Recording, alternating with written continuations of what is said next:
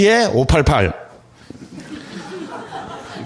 이 항구 도시의 이 매춘 동네가 뭐냐면 바로 스토리빌이라는 동네입니다.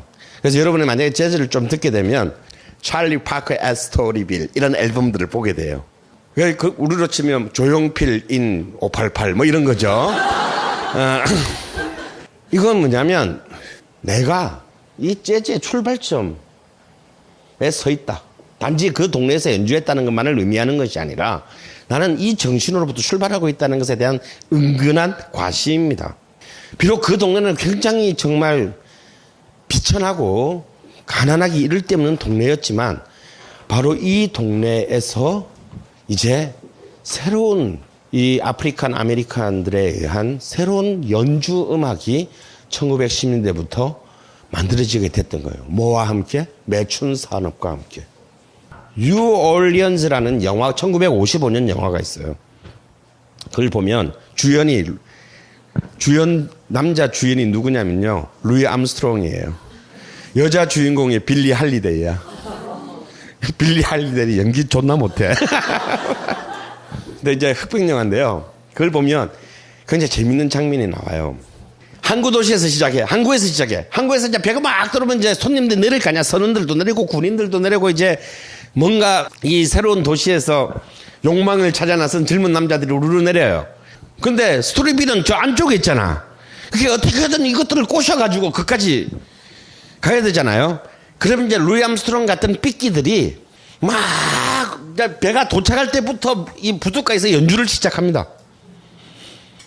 막 연주를 시작해. 그러면 이제 내린 애들이, 그러면 이제 각 업소별로 연주가 막 몇 개가 이렇게 항구 앞에서 연주가 있는데, 거기서 제일 마음에 드는 이제 그 악대를 따라, 그러면 이제 사람들이 막 모이면 걔들을 끌고 자기 업소까지 가는 거예요. 재즈 하면 또 떠오르는 또 공간이 있죠. 뭔가요? 바잖아요, 바. 그래서 재즈 바 뭐 이런 것도 우리 한때 90년대 우리나라도 유행하고 그랬는데요. 사실 바라는 데가 뭐냐면 우리는 바 하면 그냥 손혜진 같은 애들이 이렇게 밤에 가가지고 이렇게 우아하게 이렇게, 그런데 아니에요. 예? 그런데 아니야. 우리는 술 마시는 거하고 매춘이 일어나는 몸 파는 공간을 굉장히 분리하는 경향이 있어. 마치 이렇게 588은 그냥 언니들이 쭉 유리창 안에 서 있고 굉장히 좀 그러니까 섬찟한 정육점 같은 공간이라면, 뭔가 술을 마시는 데는 뭔가 우아하게 다리를 꼬고 담배를 물고 뭐 이런 걸 생각하는데, 사실은 바는 이 두 개가 합쳐진 공간이에요. 그러니까 이 당시에 매춘, 그러니까 또 꼭 그 시간에 내가 가본 것 같네. 하여튼 이 당시에 매춘은 어떻게 했느냐면 이렇게 손님을 끌고 가잖아. 그럼 바야. 그 술집이에요. 그래서 그 언니들이 있어 거기에. 그래서 처음부터 그게 아니고 그냥 거기서 일단 술을 한 잔 마시는 거야. 술 한 잔 마시면서 언니들하고 얘기도 하고 뭐 이러다가 마음에 들면 2층으로 올라가거나 옆집으로 가는 거예요. 그러니까 한국에서 이까지 오는 것도 중요하고, 여기 와서 술만 한 잔 마시고 나가느냐, 더 많은 고수익을 올릴 수 있는 어떤 그 비즈니스 모델을 창조하느냐, 이거는 정말 그 순간에 달린 거예요. 그래서 술이 필요하고, 뭐가 필요하냐면 음악이 필요한 거야. 이것들을 훨씬 더 꼴리게 만들 수 있는. 그래서 저는 재즈란 말을 한국말로 직역하면 꼴림, 이렇게 저는 번역하고 싶은 거예요. 그래서 이제 그것까지 끌고 온 악대들이 다시 이 실내에서 굉장히 어떻게든 얘들이 언니들을 데리고 방으로 갈 수 있게 분위기를 만드는 음악들을 막 연주해야 되는 거예요. 이게 재즈예요. 이게 스토리빌에서 탄생한 정말 처절한 살아남기용 서바이벌 뮤직이에요. 자, 그런데 우리는 재즈 하면 탁 떠오르는 것이 이제 관악기라고 그랬어요. 근데 우리 또 궁금해. 재즈라는 이름도 궁금했지만 이제 그건 좀 풀린 것 같아 대충. 그런데 이 시커먼스들이 어떻게 그 수많은 악기를 죽여서 관악기를 손에 쥐게 됐을까? 왜 이들은 이 악기를 선택했을까?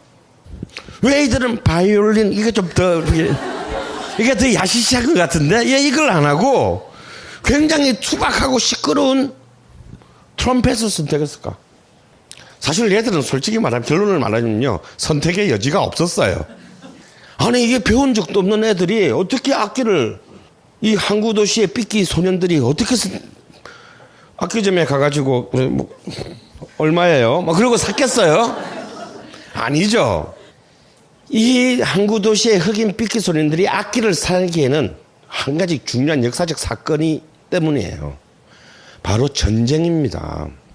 1898년부터 1900년까지 다시 말해서 19세기의 막바지에서 20세기로 오는 동안에 미국은 당시 이제 저무는 제국이었던 스페인과 내전을 벌여요. 사실 스페인은 지금 미국 땅인 남쪽에 텍사스, 뉴멕시코, 뭐 애리조나, 캘리포니아 남부 이쪽은 사실 그 당시에는 뭐다? 19세기는 스페인령이었어요. 근데 막 떠오르고 있던 미국은 그 땅도 탐나는 거야. 그래서 괜히 이상한 사건 하나 조작해가지고 시비 걸어가지고 통킹만 사건에 사실은 그 오리지널이 바로 있지도 않은 그 폭발을 만들어가지고 괜히 시비 걸어서 베트남을 공격했잖아요. 그게 통킹만 사건인데 그 원조가 바로 미국 스페인 내전이에요. 그래서 괜히 가만히 있는 스페인을 시비 걸어서 전쟁을 막 일으켜가지고 그걸 연락해가지고 밑으로 쫓아내버립니다. 그래서 지금의 리오그란데 강을 경계로 하는 이제 그래서 지금도 뉴멕시코 막 이런 데 가면 영어하고 스페인하고 다 같이 쓰는 거예요. 저 미국 한 번도 안 가봤어요. 혹시라도 막 내가 여기서 미국 많이 갔다 온 사람 알까 하면 저 미국 입국이 거절된 사람이어서 한 번도 못 가봤어요. 아니 제가 무슨 미문화원 방화 사건을 저질렀다거나 이런 게 아니고요. 제가 옛날에 영화를 할 때 뉴욕 영화제로부터 초청을 받았어요. 제가 뭐 놀러 가는 것도 아니고 저쪽에서 초청을 해서 그걸 비자를 내려 도서관인데 대사에서 비자 받는 게 굉장히 굴욕적이더라고요. 30살의 젊은이인 저한테는. 그래서 너무 족같이 굴길래 아이 씨발 안 가면 될 거 아니야.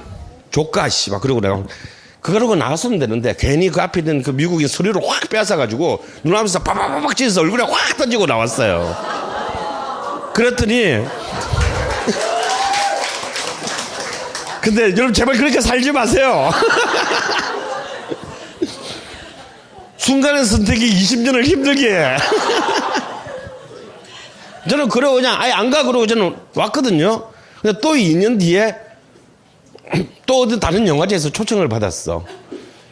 그래서 이제 그때는 이제 여행사를 통해서 했더니 여행사에 전화 오더니 혹시 무슨 사고 저지른 거 있으세요? 그러더니 안 된대. 아, 이 새끼들이 뒤끝 되게 세네. 그래서 못 갔어요. 또 그리고 10년이 지나서 10몇 년이 지나서 또 바로 그 오늘의 얘기하는 동네 미시시피 대학에서 초청 강연이 와서 아 이거는 되겠지 하고 가는데 10몇 년이 지났는데 안 돼. 비자가 안 나와. 저 진짜 이 새끼들이 정말 뒤끝 더럽게 긴 애들이에요. 그러니까 지금은 이제 비자가 없어져서 지는 갈 수는 있다 그러는데 뭐 아무도 권하진 않아. 왜냐하면 비자가 없어졌는데 거기 갔다가 그 공항에서 그냥 거절되는 경우가 많대요. 너 같은 경우는 지금도 그럴 것 같으니까 괜히 비행기 값 날리지 말고 웬만하면 가지 마라 그러더라고요. 그래서 결국은 못 가보게 될 것 같은데 별로 뭐 가고 싶지도 않아요. 하여튼 뒤끝 있는 나라 미국에 전쟁이 일어나가지고 이제 드디어 자기 영토 확장 전쟁이지. 그걸 했어요. 자, 그럼 전쟁이 일어나면 전쟁에서 제일 중요한 게 뭐죠? 병참 보급이에요. 병사보다 더 중요해. 병사가 있으면 뭐해? 보급이 안 되면 걔들 다 굶어 죽는데. 그러면 언제나 전선에서 가장 가까운 쪽에 병참 기지가 있어요. 그러면 이 한국이래. 미국 스페인 전쟁에 제일 가까운 항구 도시가 뉴올리언즈 항이었어요. 그래서 뉴올리언즈 항이 이 미국 스페인 전쟁에 일종의 보급창 역할을 했는데 전쟁이 끝나고 난 뒤에 이제 폐기해야 될 군수 물자들이 다 이 항구에 와서 폐기되는 거예요. 그럼 이 수많은 군수 물자 중에 뭐가 있냐? 군악대 악기들이 있었다 이거야. 여러분 뭐 군대를 갔다 오신 분도 있고 뭐 갈 필요가 없으신 분들 있고 가야 되는데 안 간 놈들도 있고 뭐 여러 가지가 있겠지만 군악대 악기의 가장 주류가 무슨 악기예요? 관악기잖아. 관악기는 기본적으로 태생상 전쟁의 악기예요. 전쟁과 사냥의 악기란 말이야. 왜 관악기가 군악기냐면 그 이유가 뭐예요? 두 가지 있어요. 첫 번째, 소리의 직진성이 굉장히 제일 강한 악기예요. 불면 한 5km까지 그 소리가 날아가요. 두 번째, 포터블 해요. 손에 들고 다닐 수 있어야 돼. 피아노는 절대 군악대 악기가 안 돼. 그걸 누가 들고 다녀 그걸. 근데 현악기가 절대 군악대 악기가 안 되는 이유는 현악기는 기본적으로 실내 악기예요. 야외에 나가면 들리지가 않아. 두 번째, 현악기는 비 맞으면 끝이야. 비는 고사고 습기만 많아도 악기를 못 쓰게 돼요. 그래서 군악대 악기는 뭐다? 관악기와 타악기로 이루어져 있어요. 그러니까 이 악기들이 바로 이제 완전 이 한국 뒷골목에 그냥 새로 굴러다니게 된 거예요. 그런데 이 관악기의 역사를 한번 보면 이 악기는 사실은 백인이 만드는 가장 역사가 깊은 악기 중에 하나임에도 불구하고 이 악기들의 역사는 참 점점 몰락한 양반과 같은 악기예요. 그리스 로마 시대 때까지는 관악기가 짱이었는데 이게 바로 그때까지는 좀 어느 정도 명맥을 유지하다가 이제 우리가 잘 아는 이제 뭐 모차르트, 뭐 베토벤 이런 이제 아저씨들이 등장하면서 이 악기들은 점점 미나토판의 흑살이 껍데기가 되기 시작해. 막 자꾸 밀려나 중심에서. 여러분들도 클래식 좀 듣고 살지요. 뭐 예술의 전당인지 뭐 예술의 뭔지는 잘 모르겠지만 하여튼 그런 데 가면 오케스트라 보러 가보세요. 악기를 배치해버려. 악기의 배치가 권력의 배치거든. 본래 모든 권력은 권력자의 거리에 반비례해요. 내가 권력자의 거리가 가까울수록 권력이 큰 거야. 그러면 오케스트라 지휘자가 있으면 지휘자하고 제일 가까운 악기들이 뭐예요? 지휘자가 딱 등장하자마자 누구랑 악수합니까? 제1 바이올린 악장하고 악수. 왜 걔하고만 악수를 해? 걔하고만 악수를 해요. 물론 이제 뭐 지휘자의 개성에 따라서 배치가 조금 다르긴 하지만요. 가장 통상적인 배치는 자, 내가 지휘자고 여기가 객석이고 여러분이 요 자리가 오케스트라라면 제1 바이올린, 제2 바이올린, 비올라, 첼로가 이렇게 딱 지휘자를 싹 둘러싸고 앉아요. 딴 놈들은 들어오지 마. 그리고 그 바로 뒷줄에 중앙에 이제 이쁜 언니들, 플루트, 뭐 피콜로, 뭐 오보에 뭐 이런 목관들이 쫙 앉아요. 그리고 그 바로 뒤에 이제 혼, 뭐 잉글리시 파고 뭐 이런 것이 않고 그 맨 마지막 뒷줄에 트럼펫, 트롬본, 튜바 아저씨들이 아무 무표정하게 앉아 있습니다. 왜냐면 객수로부터 너무 멀어서 뭐 잘 보이지도 않아. 그 양쪽에 이제 뭐 타악기들이 있고. 여러분이 오케스트라 연주에 무슨 베토벤 교향곡 가서 보면 가서 보세요. 사실은 여러분들 전부 다 거의 그 앞에 보는 시간에 거의 90%는 지휘자만 봐. 잘생긴 애들. 존나 카리스마 있는 애들. 지휘자만 보잖아. 가서 한번 혹시 다음에 갈 일 있으면요. 트럼펫 주자 한 명을 찍어가지고 얘가 1, 2, 3, 4악장 동안 뭐 하는가만 계속 보세요. 진짜 할 일 없어 걔들. 처음에 1악장 알레그로 정도에 조금 합니다. 2악장 아다지오 들어가면 편히 쉬죠 보통. 네, 편히 푹 쉽니다. 말러 같은 거 하기 전에는 편히 푹 쉬고 뭐 3악장 미뉴에트 가도 대통령 손톱 소재하고 있어요. 그리고 이제 4악장도 이제 거의 피날레쯤 가서야 부시럭거리면서 악기를 들고 빰빠라빰빰빰빰빰빰 하고 한 대충 4소절 불고 박수 치고 끝난다 이거야. 악기의 권력은 작곡가들이 이 악기를 독주악기를 얼마나 많은 작곡을 해주느냐에 따라 결정돼요. 그런데 19세기로 이제 고전 낭만주의 시대로 오면 작곡가들은 자기가 먹고 살기 위해서 자기의 작품을 훨씬 과시적으로 들리는 효과를 만들어내야 돼요. 한 번에 기가 딱 꽂혀야 내가 먹고 산단 말이야. 그러면 표현력이 풍부한 악기들을 선호하게 돼 있어요. 뭐냐? 피아노예요. 바이올린입니다. 관악기 미안하지만 노땡큐예요. 왜? 애들 너무 일단 거칠어 애들이. 다음에 트럼펫 한번 보세요. 그래서 이 피스톤이 3개밖에 없잖아. 이거 가지고 뭘 하라고.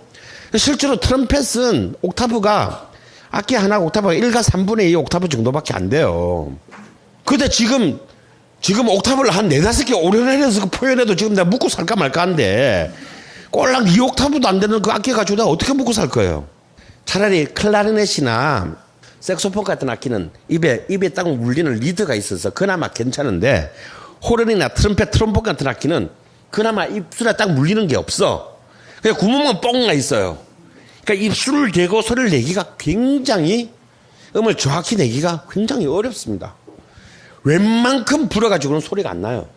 그래서 이 악기들은 점점 작곡가들이 좋아하는 악기에 반열해서 밀려나서 서자처럼 밀려났어요.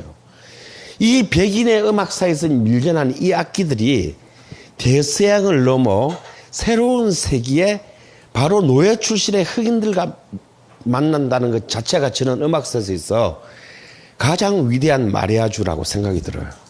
저놈한테 버림받았지만 그보다 훨씬 센 놈한테 가서 붙은 거지. 그런데 이 흑인들이 드디어 이 관악기를 딱 집어드는 순간에 이들의 만남은 진짜 정말 천상의 만남이었어요. 왜냐? 진짜 너 어디 갔다 이제 왔니? 이런 거예요. 일단 흑인들을 한번 생각해 보세요. 기본적으로 입술이 실제로 이 입술이 얇은 사람들은 이 트럼펫 같은 거 잘 불기 어려워요. 근데 얘들은 기본적으로 입술을 쓸면 한 접시나 오를 정도로 이걸 딱 대면 굉장히 안정감이 있어. 예. 게다가 흑인들은 이렇게 이 앞뒤 가슴이 두꺼워요. 옆은 비슷한 것 같지만 옆에 측면에서 보면 이 흉부가 앞뒤가 굉장히 다른 인종들에 비해서 두껍습니다.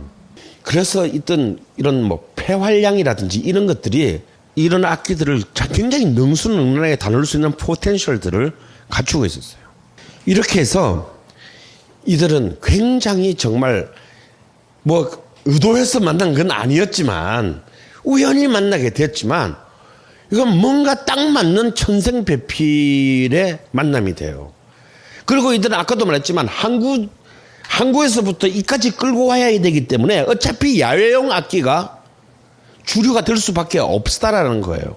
그렇게 해서 이제 이 트럼펫 혹은 이제 뭐 여러분 코넛 하면 이 악기가 뭔지 모르겠지만 요즘은 거의 안 쓰니까 본래는 처음에는 트럼펫보다는 트럼펫처럼 생겼는데 트럼펫보다는 조금 작고 트럼펫 소리보다는 조금 더 덜 센 코넛이라는 악기가 있었어요.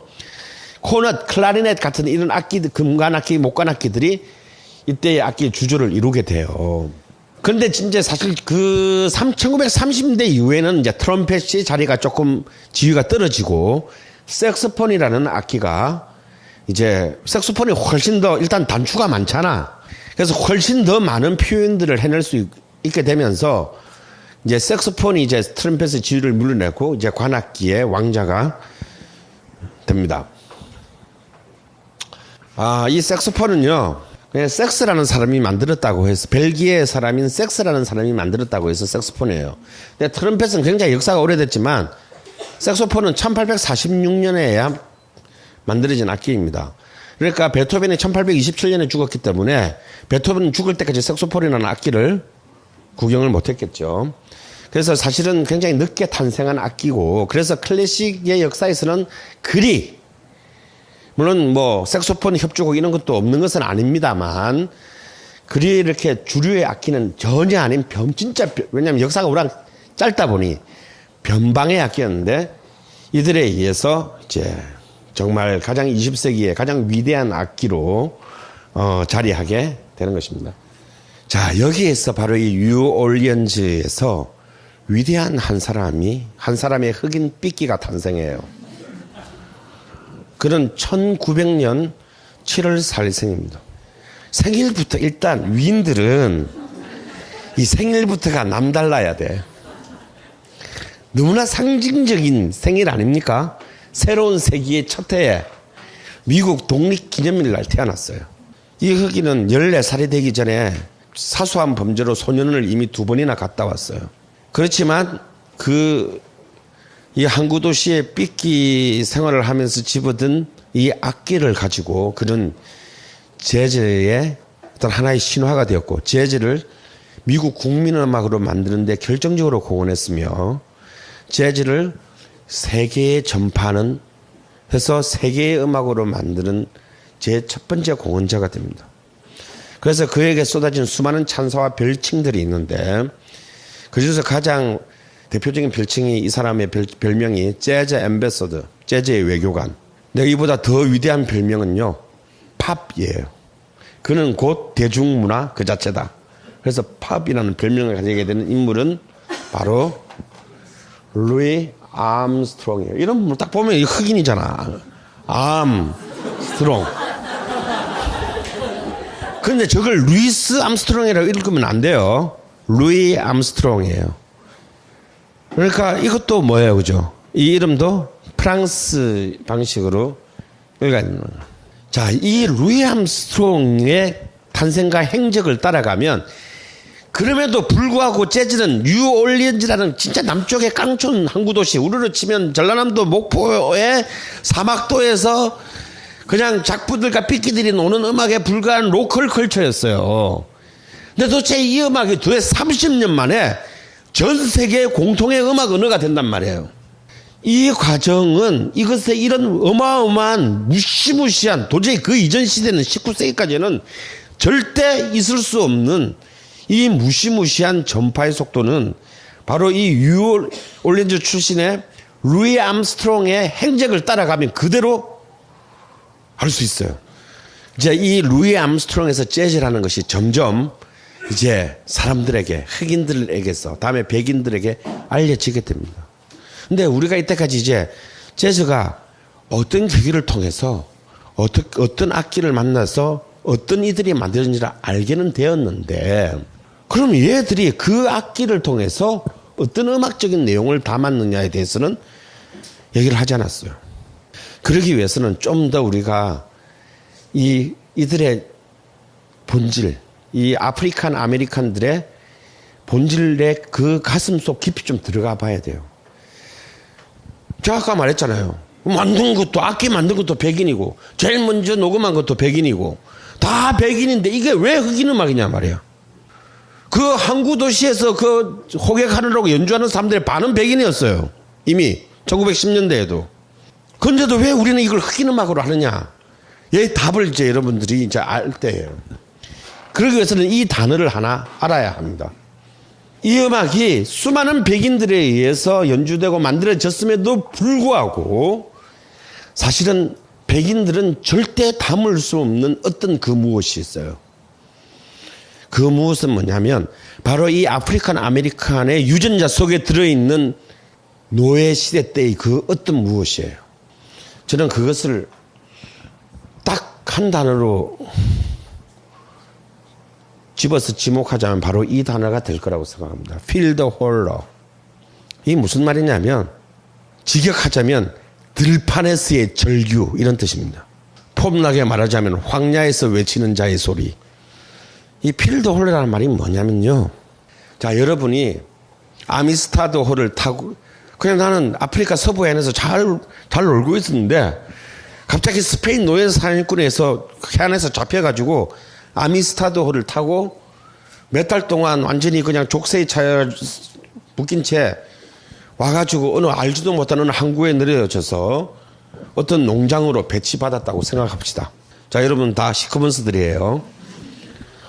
자, 이들이 처음 신디루스의 생활을 시작한 곳은 도시가 아니라 뭐다?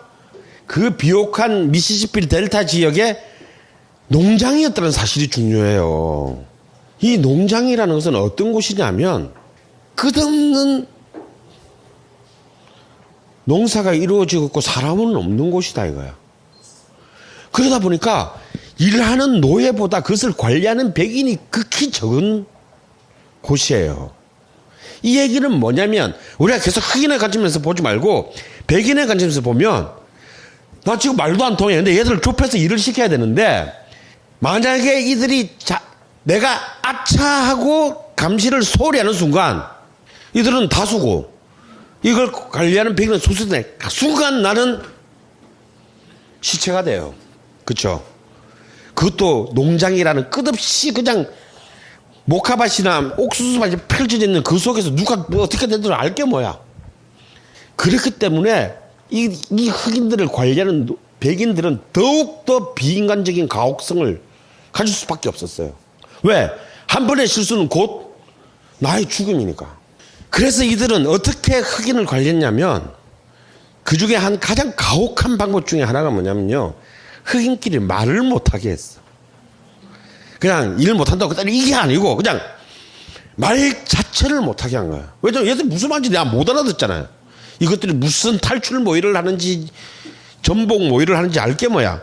그러니까 아예 말을 못하게. 말만 하면 무조건 가서 말하는 조 팬 거예요. 그럼 맞다 보면 아 내가 말을 하면 무조건 때리는구나.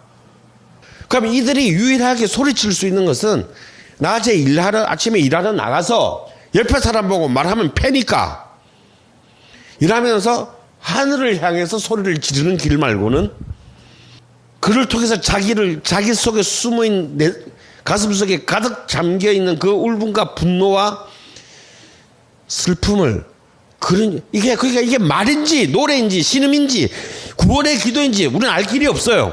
왜? 그들은 기록할 수가 없었으니까. 여러분이 어떤 재즈를 듣는 데서 바로 그 노예 농장 속에서 말하는 것이 금지된 그 흑인 노예가 정말 하늘을 향해서 무언가를 부르짖는 소리가 들린다면요. 여러분은 그 순간 재즈가 여러분의 음악이 된 거예요. 뭐 싱커페이션이 어떻고 임프로비제이션이 어떻고 뭐 오프비트의 사박자고도 족가는 소리 하지 말라 그래. 그런 거는 그냥 네이버 지식인에 보면 다 재즈의 뭐 음악적으로 다 있어요. 그런 게 재즈가 아닙니다. 그게 필드 홀러예요. 그러니까 이거는 음악이라고 볼 수도 없어요. 인간의 가장 원초적인 절망의 소리예요. 재즈가 모든 99개의 요소가 백인들에 의해 만들어졌지만 바로 그 아프리칸 아메리칸들은 바로 마지막 하나 이것을 이 안에 담았기 때문에 재즈는 아프리칸 아메리칸 음악의 들의 것입니다. 그리고 이제 우리는 시간이 흘러갔어요. 한 세대 지나고 두 세대가 지나갔습니다. 우리는 다시는 영원히 고향에 돌아갈 수 없다는 걸 알았어요. 그리고 우리는 이제 결국 이 사회에 동화되어 갑니다. 백인들도 이제 말도 알아듣게 되고 말도 가르쳐주고 또 걔들은 우리에게 기독교라는 종교도 가르쳐줬어요. 그래서 우리도 그냥 우리끼리 교회 만들어가지고 우리끼리 막 성서를 마음대로 해석하면서 흑인 교회를 통해서 위안을 받았어요. 그래서 이제 우리도 좀 살자 씨바 뭐 이러면서 조금 초기에 그 가혹했던 것에서 좀 벗어나서 우리도 노래도 좀 부르고 술도 한잔 마시고 밥도 먹고 살게 됐어요. 그러면서 이제 이들의 그런 그 노동 과정 속에서 자연스럽게 노래들이 만들어졌어요.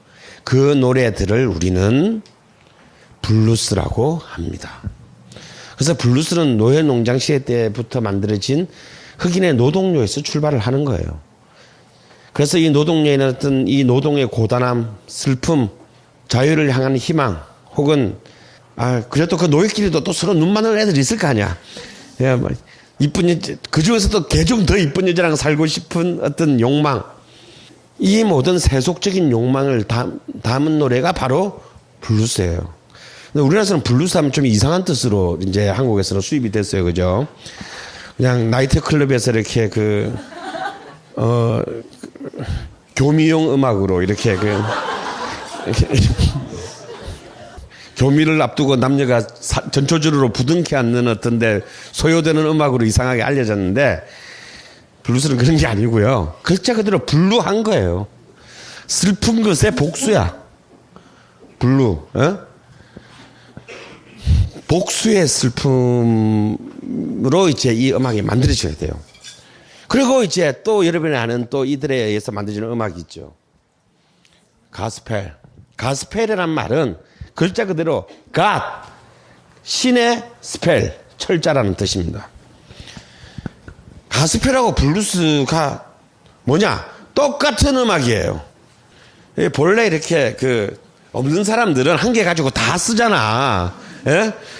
그 양반들이나 제사 지낼 때 제기 따로 있고 평소에 밥 먹는 밥그릇 따로 있지. 없는 사람들은 그냥 평소에 밥 먹는 데다가 다시 받아서 제사 지내는 거예요. 그래서 세속적인 욕망을 다 똑같은 노래인데 세속적인 욕망을 담은 노래는 블루스고 신에 대한 구원을 담은 내용을 담은 노래는 가스펠이에요. 가스펠이 어디 엉뚱한 데 따로 존재한다고 생각하지 마세요. 자, 이렇게 해서 이 필드 홀러의 그것은 블루스와 가스펠이라는 이제 흑인의 보컬 음악 양식, 흑인의 민요 음악으로 혹은 교회 음악으로 발전을 했어요.